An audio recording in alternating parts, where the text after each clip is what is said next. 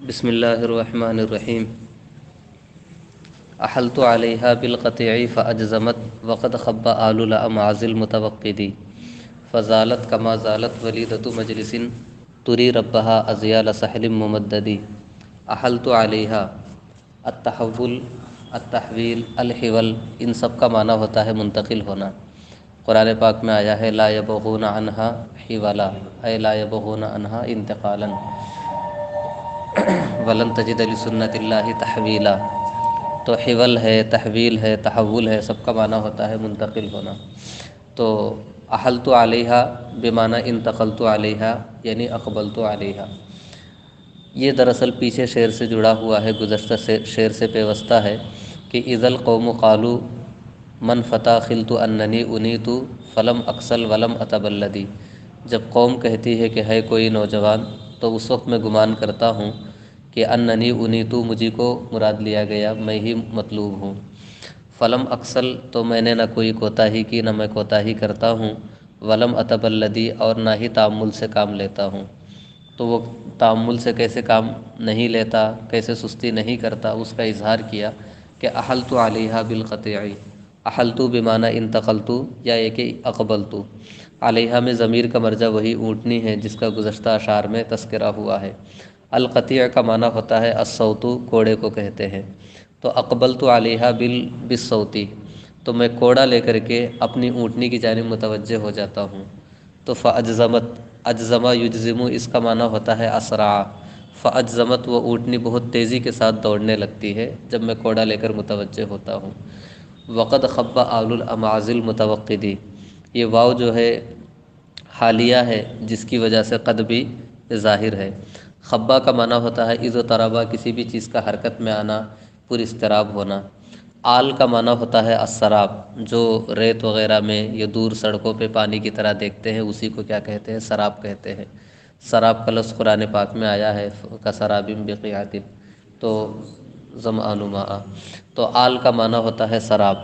الامعاز، الامعاز کسے کہتے ہیں؟ الارض التی فیہا حجارۃ و تراب، ایسی زمین کہ جس کے اندر پتھر ہو اور جس کے اندر مٹی ہو، یا پھر ایک پتھر ہو بڑے پتھر اور چھوٹے چھوٹے کنکریاں ہو۔ تو ایسی زمین کو جو سنگلاخ ہوتی ہے جس میں کچھ مٹی، کچھ کنکر، کچھ پتھر ہوتے ہیں، اس کو کیا کہتے ہیں؟ امعاز کہتے ہیں۔ توقدہ کا معنی ہوتا ہے کسی بھی چیز کا روشن ہونا، بھڑکنا۔ وقود کا لفظ قرآن پاک میں آیا ہے، کلما اوقدو کا لفظ آیا ہے، اسی سے متوقد بھی بنا ہے۔ متوقد کا معنی بھڑکنا، تو زمین بھڑکتی نہیں ہے، زمین کو بولتے ہیں تپتی ہوئی زمین۔ تو میری اونٹنی جب میں اس کی جانب کوڑا لے کر متوجہ ہوتا ہوں تو وہ دوڑنے لگتی ہے، جبکہ تپتی ہوئی سنگلاخ زمین کی سراب پر اضطراب ہوتی ہے، چمک رہی ہوتی ہے، حرکت میں نظر آتی ہے۔ یعنی یہ کہ میری اونٹنی دھوپ سے نہیں گھبراتی ہے، تپتی ہوئی زمین ہے تو گرم ہے، سنگلاخ ہے اس پہ چلنا مشکل ہے۔ تو سنگلاخ اور تپتی ہوئی زمین کی سراب جب زوروں پہ ہوتی ہے اس وقت بھی میری اونٹنی کیا کرتی ہے؟ دوڑتی رہتی ہے۔ پھر اس کے بعد اونٹنی کا ذکر آیا تو اتنے آسانی کے ساتھ چھٹکارا تو نہیں ملے گا صاحب، تو ایک شعر اور ہے فزالت کما زالت ولیدۃ مجلس تری ربہا ازیال سحل ممددی۔ زالہ اس کا معنی ہوتا ہے ناچنا، زالہ یزیلو اس کا معنی ہوتا ہے تبختر فی مشیتہ، کہ اپنی چال کے اندر مٹک مٹک کے چلنا، اچھل اچھل کے، ناز و نخرے کے ساتھ چلنا۔ فضالت کما زالت ولیدۃ مجلس، ولید کا معنی ہوتا ہے لڑکا۔ یہ ولید کا لفظ جو ہے قرآن پاک میں آیا بھی ہے، اور سورہ شعراء میں ولیدۃ اسی کا مؤنث ہے۔ مجلس کا معنی واضح ہے۔ تری ربہا، ارا یوری کا معنی ہوتا ہے دکھلانا، ربی ارینی انظر الیک، خدایا تو مجھے دکھلا دے کہ میں تجھے دیکھ سکوں۔ تو ارا کا معنی ہوتا ہے دکھلانا، تری دکھلاتے ہوئے، یہ حال واقع ہے کما زالت ولیدۃ مجلس، ولیدۃ مجلس سے۔ تری ربہا ازیال سحل ممددی، ازیال یہ ذیل کی جمع ہے، ذیل کا معنی ہوتا ہے دامن، سحل کا معنی ہوتا ہے چادر، اور ممدد کا معنی ہوتا ہے، سحل کا معنی ہوتا ہے سفید چادر، ممدد کا معنی ہوتا ہے دراز۔ تو جب مجلس قائم ہوتی ہے کس کی؟ رقص و سرور کی محفل سجتی ہے، تو اس میں ایک رقاصہ ہوتی ہے جو رقص کرتی ہے، ناچتی ہے۔ تو دیکھا ہوگا آپ لوگوں نے جو ترکی کے وہ آتے ہیں صوفی سانگ بولتے ہیں کہ اس میں جو ہے ناچتے ہیں تو ایسے چادر پورے پھیل جاتی ہے، جو نیچے کا ڈریس رہتا ہے وہ ایسا پھیل جاتا ہے۔ تو اسی طرح عورتیں جب ناچتی ہے تو وہ اپنے دامن کو ایسے اٹھا کر کے گول گول ناچتی ہے، تو وہ دامن پھیلانا اسی کا ذکر کیا ہے۔ تو جب میری اونٹنی وہ بھڑکتی ہوئی تپتی ہوئی ریت پہ یا سنگلاخ زمین پہ دوڑتی ہے، فضالت تو وہ ایسے ہی مٹک کے چلتی ہے، ایسے ہی ناز و نخرے کے ساتھ چلتی ہے، کما زالت ولیدۃ مجلسن، جیسے مجلس کی گویہ یا مجلس کی رقاصہ ناچتی ہے۔ کب ناچتی ہے؟ تری ربہا ازیال سہل ممددی، اپنے مالک کو اپنے اپنی سفید اور لمبی چادر کے دامن کو دکھلاتے ہوئے، سفید اور لمبی چادر کے دامن کو ایک کنارے کو دکھلاتے ہوئے جیسے وہ ناچتی ہے، میری اونٹنی بھی ایسے ہی ناچتے ہوئے مٹکتے ہوئے اچھلتے کودتے ہوئے چلتی رہتی ہے، ایسی وہ اونٹنی ہے صاحب۔ اس کے بعد سے شاعر نے اپنا موضوع بدلا اور اس کے بعد رقص و سرور کی محفلوں کا، اپنی شراب نوشی کا ذکر کیا اور بہادری کا ذکر کیا۔ کہا وَلَسْتُ بِحَلَّالِ الطِّلَاعِ مَخَافَةً وَلَٰكِن مَتَىٰ يَسْتَرْفِدِ الْقَوْمُ أَرْفِدِي۔ وَلَسْتُ بِحَلَّال، حَلَّ يَحِلُّ حَلَّ يَحُلُّ، دونوں کا معنی کیا ہوتا ہے صاحب؟ اترنا ہوتا ہے۔ حَلَّ يَحِلُّ یہ لفظ بھی قرآن پاک میں آیا ہے، وَمَن يَحْلِلْ عَلَيْهِ غَضَبِي فَقَدْ هَوَىٰ، حَلَّ يَحِلُّ کے معنی میں، اترنے کے معنی میں۔ حَلَّ يَحُلُّ باب نصرہ سے بھی آتا ہے، یہ لفظ بھی قرآن پاک میں آیا ہے، أَوْ تَحُلُّ قَرِيبًا مِّن دَارِهِمْ۔ تو الحال کا معنی ہوتا ہے اترنے والا، اسی کی جمع کیا ہے؟ اسی کا مبالغہ کا صیغہ ہے الحلال، حال معنی اترنے والا۔ حل یحل سے، فر یفر سے جیسے فار ہوگا ویسے ہی حل یحل سے حال ہوگا، پھر اسی میں آپ مبالغہ کریں گے تو حلال ہو جائے گا سر۔ وَلَسْتُ بِحَلَّالِ الطِّلَاعِ، اطلاع یہ طلعتن کی جمع ہے۔ اطلاعت کسے کہتے ہیں؟ کوئی بھی جو بلند زمین ہوتی ہے، ٹیلا جسے کہہ سکتے ہیں، اس کو کیا کہتے ہیں؟ اطلاعت کہتے ہیں۔ اس سے پہلے ایک شعر گزرا ہے کہ اونٹنی کی گردن بڑی لمبی ہے، وَأَطْلَعُ نَحَّاتٌ آیا نا، اطلاع کا معنی لمبی گردن والی، نحاتٌ احظ ململم ایسے کچھ شعر گزرا ہے۔ تو بحلال الطلاع، طلاع کا معنی ہوتا ہے ٹیلا، مخافتاً یہ مفعول لہو کے طور پہ ہے۔ ولیکن متی یسترفد القوم، استرفدہ یہ الرفدو سے بنا ہے۔ الرفدو کا معنی کیا ہوتا ہے صاحب؟ مدد کو بولتے ہیں، قرآن پاک میں آیا ہے بئس الرفد المرفود ہے نا صاحب۔ تو الرفدو کا معنی ہوتا ہے مدد، اسی سے استرفدہ کا معنی طلب منہ رفدہ، یعنی میں نے اس سے مدد مانگی۔ اور ارفدہ یہ باب ضربہ سے بھی ہے اور چاہے تو باب افعال سے بھی پڑھ سکتے ہیں۔ الرفدو والارفادو دونوں کا معنی ہوتا ہے مدد کرنا۔ تو وَلَسْتُ بِحَلَّالِ الطِّلَاعِ مَخَافَةً، میں کسی خوف کی وجہ سے ٹیلوں پہ جا کے بیٹھتا نہیں ہوں، میں بڑا سخی آدمی بھی ہوں اور بڑا بہادر بھی ہوں، تو کبھی خوف کے باعث ٹیلوں پہ چڑھ کے بیٹھتا نہیں۔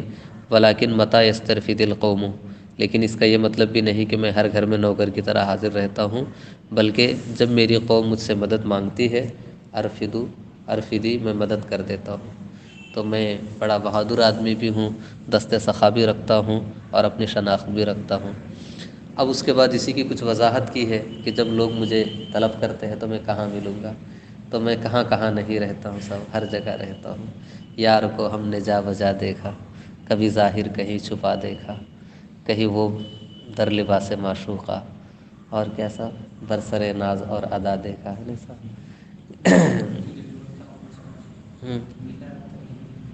جی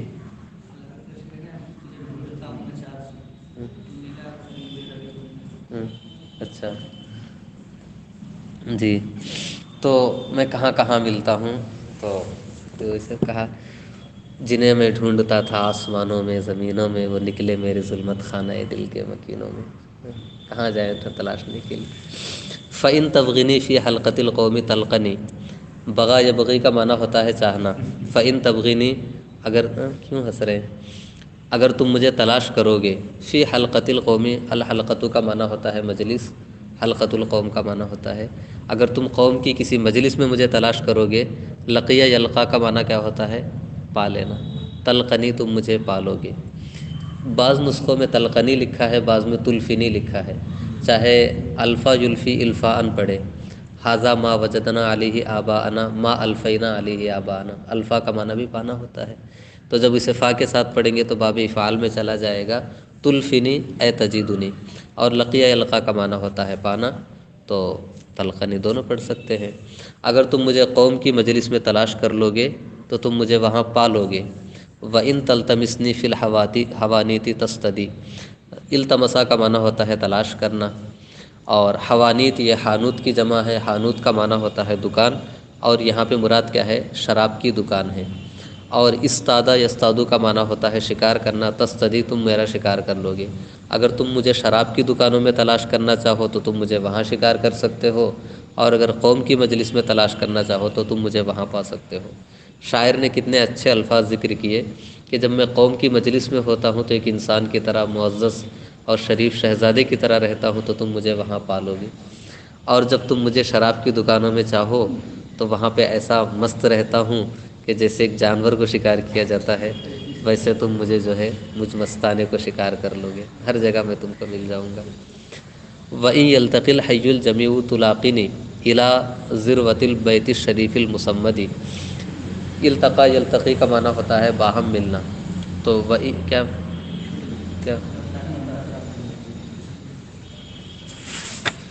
متا تاتنی اسقیکا کا اسن رویتن، اور اس کے آگے وَإِن كُنْتَ عَنْهَا زَاغِنًا فَغْنَ وَازْدَدِي۔ ٹھیک ہے صاحب، متا تاتنی، اتا یاتی کا معنی کیا ہوتا ہے صاحب؟ آنا۔ متا تاتنی، جب تم میرے پاس آؤ گے۔ شراب کا ذکر کیا تو یہ بھی کہا جب تم میرے پاس آؤ گے کیا ہوگا؟ اسقیکا کا اسن رویتن، اصبح کا، تو اصبح کا معنی ہوتا ہے، اصبح نہیں ہوگا، اصبح کا ہوگا، اصبح نہیں، اصبح پڑھیے، اصبح کا اسن رویتن، اصبح کا لکھا ہے اصبح کا اللہ، چلیے وہی پڑھ لیجیے جو لکھا ہے۔ اصبح کا معنی ہوتا ہے صبح کو شراب پلانا، اصبح صبح کی شراب کو کہتے ہیں، الصبح صبح کی شراب کو کہتے ہیں، الغبو شام کی شراب کو کہتے ہیں۔ تو اصبح کا صبح کو میں شراب پلاؤں گا۔ کأسن رویتن، الکأسو کا معنی ہوتا ہے پیالہ جس کے اندر شراب ہوتی ہے، تو اسی کو کیا کہتے ہیں صاحب؟ کأس کہتے ہیں۔ رویہ یا روا کا معنی ہوتا ہے سیراب ہونا، تو رویتن کا معنی ہوتا ہے سیراب، بھرا ہوا۔ تو متا تاتینی، جب تم میرے پاس آؤ گے تو میں تمہیں صبح کا چھلکتا ہوا جام پیش کروں گا، ہے نا، کاسن رویتن، بھرا ہوا جام میں تمہیں پیش کروں گا، سیراب کرنے والا جام، شراب کی گھونٹ میں تمہیں پیش کروں گا۔ وَإِن كُنْتَ عَنْهَا زَاغِنًا فَغْنَ وَازْدَدِي، اور الغنا کا معنی ہوتا ہے بے نیازی، اور اگر تم اس سے بے نیازی برتنا چاہتے ہو، شراب پینا نہیں چاہتے، فغنا تو بے نیاز ہی رہو، وزددی اور خوب بے نیازی کرو، دور رہو، یعنی میں مجبور نہیں کرتا، اور اگر شراب پینا چاہو تو پلا بھی دیتا ہوں۔ وَإِن كُنْتَ عَنْهَا زَاغِنًا فَغْنَ وَازْدَدِي۔ کون ہے جس نے میں نہیں چکھی، کون جھوٹی قسم اٹھاتا ہے، میں کدے سے جو بچ نکلتا ہے تیری آنکھوں میں ڈوب جاتا ہے سب۔ تو وہ شراب جو ہے میں پلاتا رہتا ہوں، کسی کو جو ہے نا آنکھوں سے پلاتا ہوں، تو کسی کو ایسے پیالے سے پلاتا ہوں۔ وَإِن يَلْتَقِ الْحَيُّ الْجَمِيعُ تُلَاقِنِي، التقا کا معنی ہوتا ہے باہم ملنا، الحیّ کا معنی ہوتا ہے قبیلہ، الجمیع کا معنی ہوتا ہے کلہم کے معنی میں، جمیع کا معنی سب ہوتا ہے نا سب۔ اگر سارے قبائل اکٹھا ہو جائے، ہر قبیلے کا آدمی، سارے لوگ اکٹھا ہو جائے، تلاقینی، لاقا یلاقی کا معنی ہوتا ہے تم مجھے پاؤ گے۔ اس کے بعد تلاقینی کے بعد ایک اور کلمہ نکالیں گے منصوباً، کہ تم مجھے منصوب پاؤ گے کس سے؟ الی ذروۃ البیت الشریف المصمدی۔ الذروۃ کا معنی ہوتا ہے القمۃ، اعلیٰ حصے کو کہتے ہیں، بیت کا معنی ہوتا ہے گھر، شریف کا معنی بھی واضح ہے، المصمد، المصمد صمدہ کا معنی ہوتا ہے قصد کرنا، المصمد جس کا قصد کیا جائے۔ تو معزز شریف گھرانے کی چوٹی سے منسوب تم مجھے پاؤ گے، جب سارے لوگ اپنے اپنے قبائل اور اس کے نسب کو ذکر کر کے فخر کریں گے، اس وقت تم مجھے منسوب پاؤ گے معزز اور بلند و بالا شریف گھرانے کی چوٹی سے منسوب ہو کر۔ سمجھ میں آ رہا ہے ترجمہ؟ یہاں سے شاعر نے جو ہے اس رقص و سرور کا ذکر کیا ہے۔ ندامہ یا بیدن کن نجومی وقینتن تروح الینا بین بردن و مجسدی۔ ان ندامایا، ندامایا یہ کس کی جمع ہے؟ ندمان کی جمع ہے۔ یہ ندامایا میں اخیر میں یا جو ہے اضافت کے لیے لگی ہوئی ہے متکلم کی جانب، ندمان اس کی جمع کیا ہے؟ ندامہ ہے۔ جیسے عطشان کی جمع عطشا جیسے ہوتی ہے، سکران کی جمع سکرا سکارا ہے، اسی طریقے سے ندمان کی جمع کیا ہے صاحب؟ ندامہ ہے۔ اس کے اخیر میں پھر یا جو ہے متکلم کے لیے ہے۔ ندام آیا، تو ندیم کسے کہتے ہیں؟ تو جو شراب کی مجلس میں ساتھ ہوتا ہے، المصاحب فی شربی الخمور، شراب پینے میں جو آپ کا ہم نشی ہو مجلس میں، اس کو کیا کہتے ہیں؟ ندمان کہتے ہیں۔ شرابی دوست، بیدن یہ ابیت کی جمع ہے، ابیت کا معنی ہوتا ہے سفید، النجوم کا معنی ہوتا ہے ستارہ۔ تو جو میرے شراب کی مجلس کے ہم نشی ہے، جو میرے شرابی دوست و احباب ہیں، وہ بالکل ستاروں کی طریقے سے روشن ہیں۔ تو جو اس سے بتانا مقصود یہ ہے کہ معزز گھرانے کے لوگ ہیں۔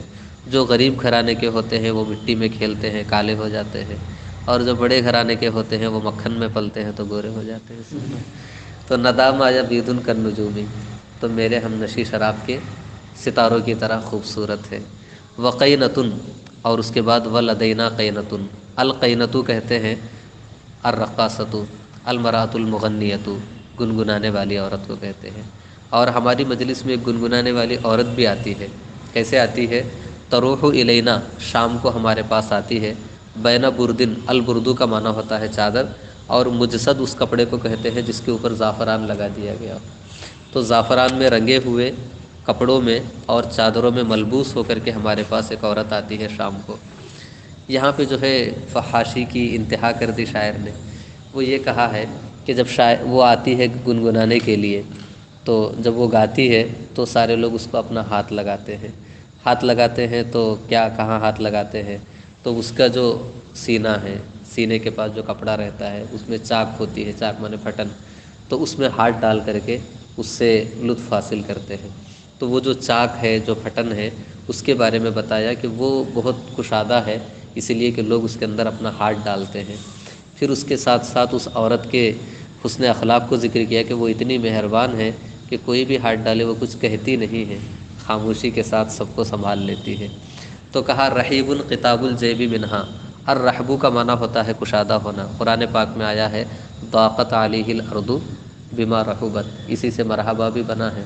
تو مرحبا کس سے بنا ہے صاحب؟ ترحیب رحبن سے بنا ہے نا۔ الرحبو کا معنی کشادہ ہونا، تو رحیبن کا معنی ہوتا ہے کشادہ۔ قتاب، القتاب یہ شق کو کہتے ہیں، پھٹن کو کہتے ہیں۔ الجیبو کا معنی ہوتا ہے کوئی بھی چاک ہو، چاک سمجھ رہے ہیں، شق ہونا، پھٹ جانا۔ رحیب قتاب الجیب منہا، تو اس کے کلی یا اس کے دامن کے اندر جو چاک ہے وہ بہت کشادہ ہے۔ صاحب سمجھ میں آ رہا ہے؟ قتاب کا معنی ہوتا ہے سر نکالنے کی جگہ، جس سے سر نکالا جائے، اور جیب کا معنی ہوتا ہے گریبان۔ اس کے گریبان کی چاک بہت کشادہ ہے، اس کے گریبان کی چاک بہت کشادہ ہے۔ گلا جو ایسا پہلے اتنے کپڑے تو نہیں تھے، ادھر زپ لگائی ادھر سے بٹن لگائی، یہ کپڑا رہتا تھا بیچ میں کاٹ دیتے سے ڈالتے رہے ہوں گے۔ تو کہا اس کے سر نکالنے کی جگہ یعنی اس کے گریبان کی چاک بہت کشادہ ہے۔ رفیقتن بجس الندامہ، اس میں رفیقتن لکھا ہے، کسی میں رقیقتن لکھا ہے۔ رقیقتن کا معنی ہوتا ہے نرم، اور رفیقتن کا معنی ہوتا ہے مہربان، تو دونوں کہہ سکتے ہیں۔ الجسو کا معنی ہوتا ہے ٹٹولنا، ہاتھ لگانا۔ ندامہ یا ندمان کی جمع ہے۔ تو جب ہمارے شرابی ہم نشے اس کو ٹٹولتے ہیں، ہاتھ لگاتے ہیں، اس وقت وہ بڑی مہربان ہوتی ہے، غصہ نہیں کرتی ہے۔ بدت المتجردی، البدتو یہ بدہ کا معنی ہوتا ہے کسی بھی چیز کا سفید ہونا یا ایک بدن کا نرم ہونا۔ متجرد، تجردہ کا معنی ہوتا ہے کپڑے سے خالی ہونا۔ متجرد کا معنی ہوتا ہے وہ جگہ جو کپڑوں سے خالی ہو، یعنی یہ کہ اس کا جو اندرونی بدن ہے، برہنہ بدن ہے۔ بدتن وہ انتہائی نرم ہے یا پھر ایک سفید ہے، تو اس کا اندرون بدن یا بدن کا اندرونی حصہ بڑا نرم بھی ہے اور سفید بھی ہے۔ پھر اس کے بعد وہ گاتی کیسے ہے، 2 شعر پڑھیں گے تو یہ مفہوم پورا ہو جائے گا، تو گھنٹی لگے تب بھی 2 شعر پڑھ لیجئے۔ وہ یہ ہے کہ اذا نحن قلنا اسماعینا امبرت لنا ارا رسلہا مطروقتا لم تشددی۔ اذا نحن جب ہم، قلنا کہتے ہیں، کیا کہتے ہیں؟ اسماعینا، سمع یسمعو کا معنی ہوتا ہے سننا، اور اسمع یسمعو کا معنی سنانا۔ اسمعی یہاں تک جو ہے یہ ایک فعل ہو گیا، فعل امر واحد مؤنث حاضر، اور نا ضمیر منصوب متصل بھی۔ جب ہم اس سے کہتے ہیں کہ کچھ ہم کو سناؤ، تو امبرت لنا یہ اذا کا جواب ہے، وہ ہمارے سامنے ظاہر ہو جاتی ہے۔ برا یبری اسی سے امبرا یمبری ظاہر ہونا۔ جب ہم اس سے کہتے ہیں کہ کچھ سناؤ تو وہ ہمارے سامنے نمودار ہوتی ہے۔ علی رسلہا، الرسلو کا معنی ہوتا ہے الرفق واللین، بڑے نرم خرام انداز میں وہ ہمارے سامنے آتی ہے، اطمینان و وقار کے ساتھ آتی ہے۔ مطروقتا لم تشددی، کسی نسخے میں مطروقتا لکھا ہے، کسی میں مطروفتا لکھا ہے صاحب۔ طرق یطرق کا معنی ہوتا ہے کھٹکھٹانا، یعنی مطروقۃ عینھا کہ اس کے آنکھ میں کچھ ہوا ہے، یعنی وہ اس کی آنکھیں اس قدر مخمور ہوتی ہے کہ گویا کہ اس کی آنکھوں کو کوئی تکلیف لاحق ہے، آنکھوں سے ایک مستی جھلکتی ہے۔ اور اگر مطروفتن ہو تب بھی وہی معنی ہے، الطرفو کا معنی ہوتا ہے آنکھ، قبل ان یرتد الیک، طرفو کا لفظ قرآن میں آیا ہے۔ تو مطروف کا معنی ہوتا ہے الذی اصیب بطرفہ، کہ جس کی آنکھ میں کوئی تکلیف ہو۔ تو جب کسی کی آنکھ میں تکلیف ہو تو آنکھ پوری نہیں کھلتی ہے، تو آنکھ کا پورا نہ کھلنا یہ کب ہوتا ہے؟ جب تکلیف ہو، اور جب کوئی مستی کے عالم میں ہو، نشے کے عالم میں ہو، تو اس وقت بھی اس کی آنکھ کیا ہوتی ہے؟ سب پوری نہیں کھلتی ہے۔ تو وہ ہمارے سامنے آنکھیں نیچی کیے ہوئے یا نیم کھلی ہوئی آنکھوں سے ظاہر ہوتی ہے، لم تشددی، اور وہ کچھ بھی تشدد نہیں کرتی ہے، سختی نہیں کرتی ہے، بڑے پیار کے ساتھ سر جھکائے آتی ہے اور ہمیں سناتی ہے۔ سناتی کیسی ہے؟